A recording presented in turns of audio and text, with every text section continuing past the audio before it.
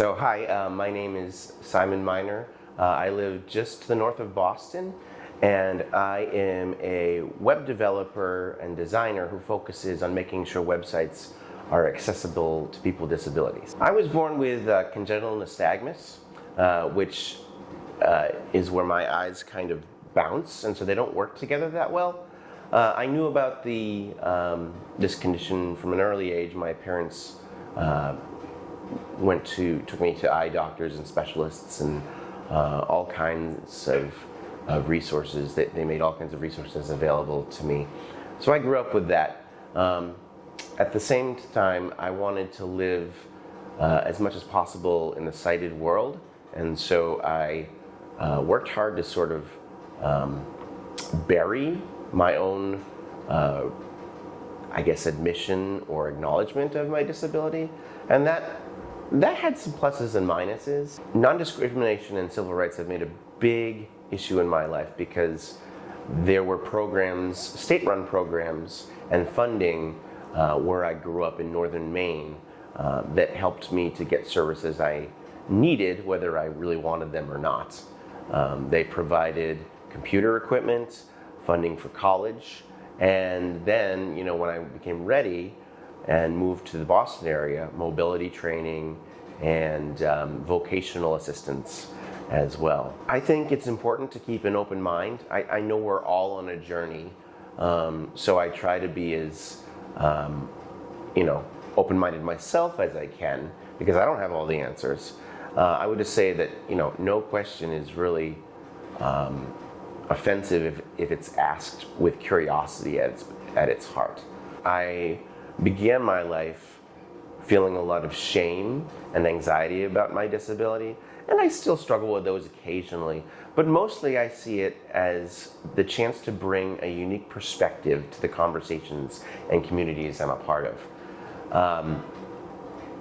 I've come to be comfortable enough with my low vision and blindness that I can share that perspective with people who wouldn't otherwise be aware of it or be open to it. I think it's easy for people to misunderstand that disability is a spectrum.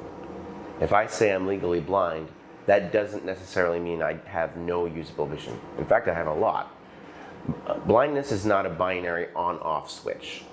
It's a long line, multiple lines actually, because there are so many different types of visual impairments.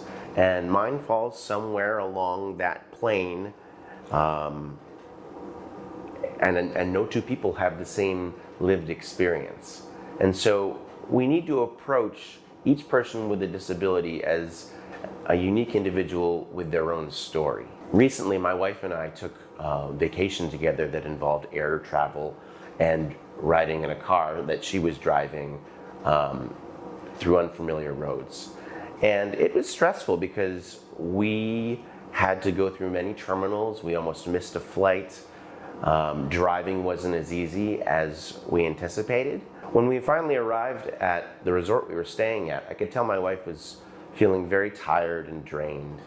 And I asked her about it, and she said that she wanted to share something with me, but she didn't want it to be hurtful at all. And that was that she values empowering me and helping me to live as independently as I can, and at the same time, partnering with me in that endeavor can be very tiring.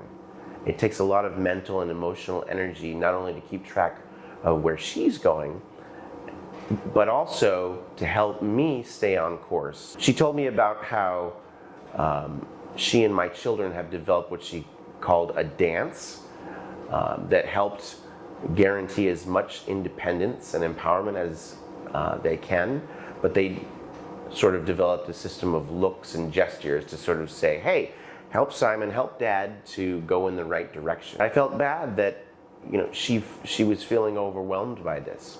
So we had a conversation about how I might help her with this, and came up with a few good tweaks to our traveling system. Those have been really helpful for us and streamlined communication. And they've actually allowed me to join this dance.